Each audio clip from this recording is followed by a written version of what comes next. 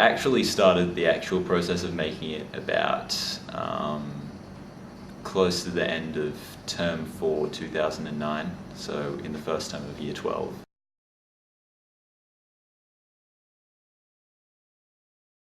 I have been doing animation on various levels basically my whole life. When I was very young, I used to make little flick page animations in notebooks, etc. I probably first got into computer animation in about year 6, where I got a free program called Cool Moves off the internet, and then since then I've moved on to Macromedia or Adobe, now Flash.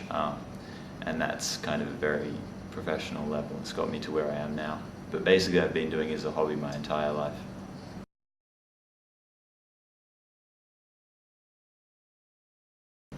In a very general sense, my concept for the artwork was war and the futility of that. I think I said in my artist statement that war to me is not a heroic struggle for freedom, but the product of our prejudice, greed, and inherent inability to forgive.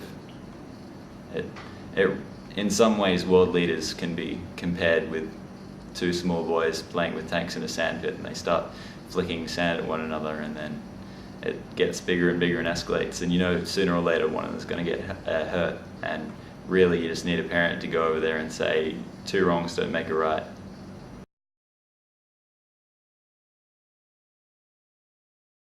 The visual arts process diary was very important for me the entire way through. I had lots and lots of different concepts to start off with, which I moved on from, and but it was very important in those early stages to actually put it down on paper and kind of visualize things properly. That it was at that point that you're able to say, no, this isn't what I want to do. And then from that point on, once I actually chose the concept, which I ended up keeping, it helped me with, I would write down my problems and possible solutions and work out things like that. I also mapped out a storyboard of the solutions and just kind of as a place to sketch down ideas and stuff. It's very beneficial for the entire art making process.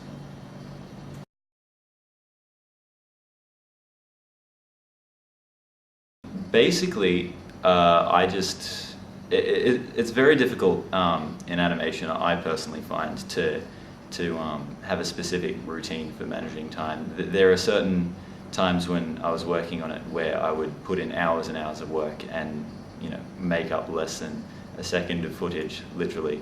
But there are other times where you can get through things relatively quickly. Basically, I just worked on it at any opportunity I got, including at home and in school. Yeah, basically just made sure I was making progress every week.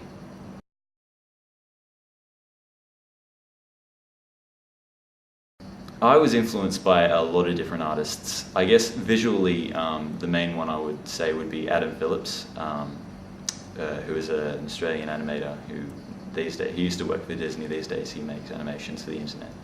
But more in terms of concept, I think the biggest influence would be David Firth, who is also an internet animator, and he made one in particular, an animation called The Child Who Smelt Odd.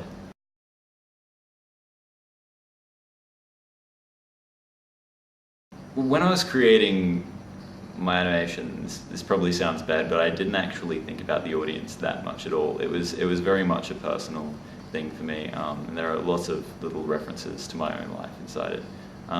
Even now, the audience reaction surprises me.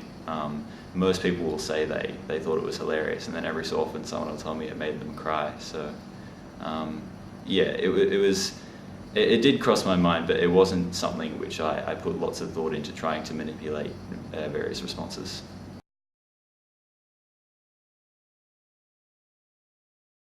Not everything I made was put into the final cut. Some parts of the animation I didn't really like the look of, or just didn't move the story along at any point.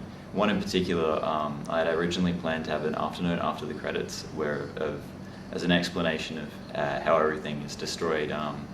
A van would pull up in a ruined city and a terrorist would jump out strapped with dynamite, and then would see that everything was already destroyed and would sulk off.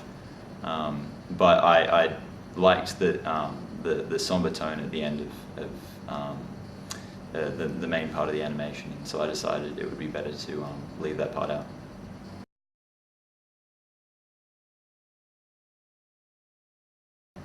I was honestly extremely surprised that I was selected for ARTEXPRESS,